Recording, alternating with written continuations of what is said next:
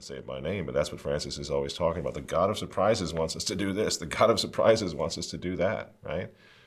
This is Francis's whole thing. Whenever he wants to introduce something new, whenever he wants to undermine Catholic doctrine and dogma or liturgy, well, the God of surprises wants us to do that.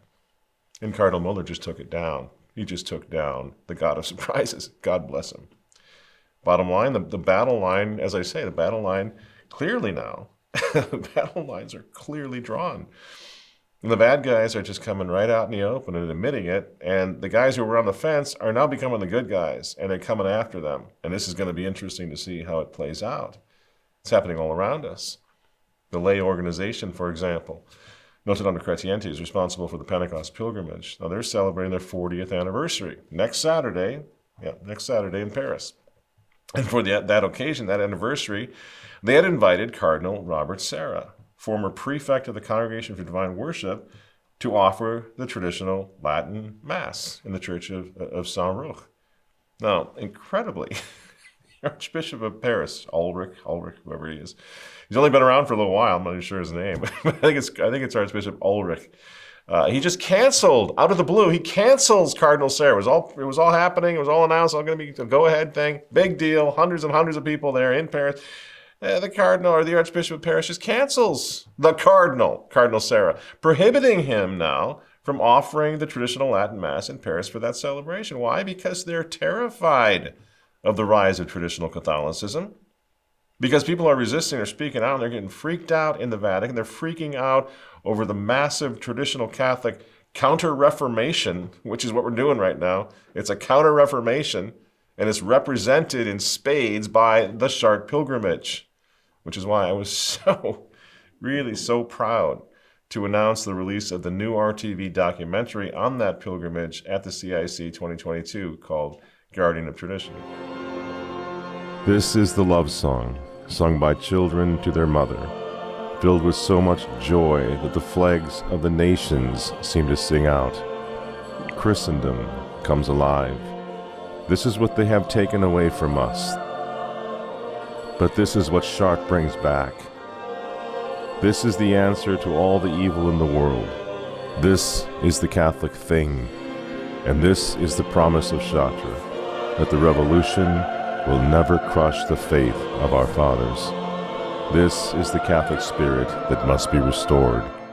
Now, here's the thing. I cannot impress upon you enough how important this is. They're trying to stop that pilgrimage. They have been for a long time. Why?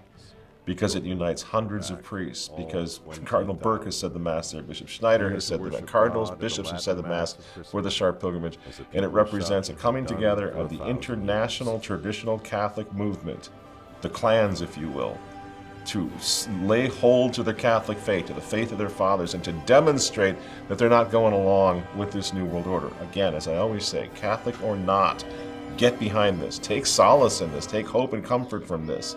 Put a bit of it up on the screen again, because this is a big deal, even if you're not a traditional Catholic. Especially now, after Traditionis Custodes, the effort to crush and cancel the Latin Mass. This massive piece of Catholic action over there in France must be held up by all of us. I really honestly think this. I don't say this about something we've done as far as a documentary or whatever, but really the documentary is doing everything possible to showcase this important piece of counter-reformation action, So it needs to be held up as an example to the entire Christian world of the fact that there is an uprising against the globalist agenda of Pope Francis. We don't have any time, friends, to lose on this. So this is a 30-minute documentary. Get it out to everybody. Just send it out right now. Share it. Put it on your list. Put it on social media, please.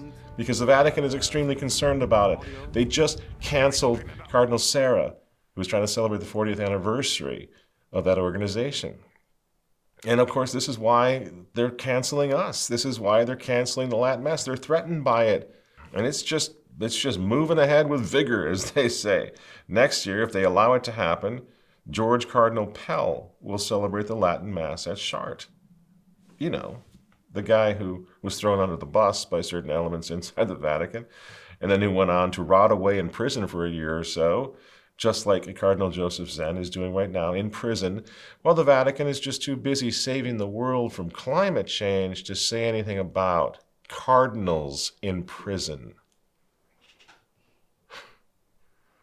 So his highest profile event then in the church today, traditional Catholic event, is the Chartres pilgrimage. And this video drives home exactly why Francis must be resisted. And it's not just for Catholics. I have walked that pilgrimage plenty of times with Protestants who found out about it, jumped on, wanted to know what was going on. Well, it's a great feeling walking the fields of France, talking to some Protestant who's never seen Catholicism on display like this and is really, really interested in asking questions. It's happened several times to me over the years. They're blown away by what they see. So this pilgrimage, and consequently this video that I'm asking you please to support and to share, it's got a little something for everyone. Watch it with your kids. Show it at your church. Watch it with your homeschool co-op, your book club, whatever. Just get it out there. Because that event and everything that it represents and all the people it represents and the counter-revolution it represents and the counter-reformation that it represents, it is the answer. I believe this with all my heart because it shows the world exactly how we are going to turn back to Christ. It shows the world back to the cross, how to do it, what it looks like, especially when you have 20,000 young people doing it, you know?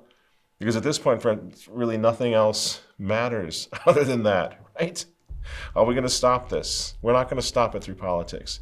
We're not going to stop it unless we turn back to God, as I've said down here so many times. If we don't get this right, and we don't get it right like right now, like yesterday, the world is going, and it already is, descending into total chaos. That's what's happening. I read a great quote from Victor Davis Hanson the other day where he laid this right out. He says, quote, "As we suffer self-inflicted mass looting, random street violence, hyperinflation, a non-existent border, unaffordable fuel, and a collapsing military, Americans will come to appreciate just how thin is the veneer of their civilization." So says Victor Davis Hanson. But I would say as we see the Catholic Church do something very similar, fall into absolute chaos, we are going to see just how thin the veneer of Christianity is between us and the forces of hell. And we can do something about that, and we've got to do it. Hanson is describing Christless chaos.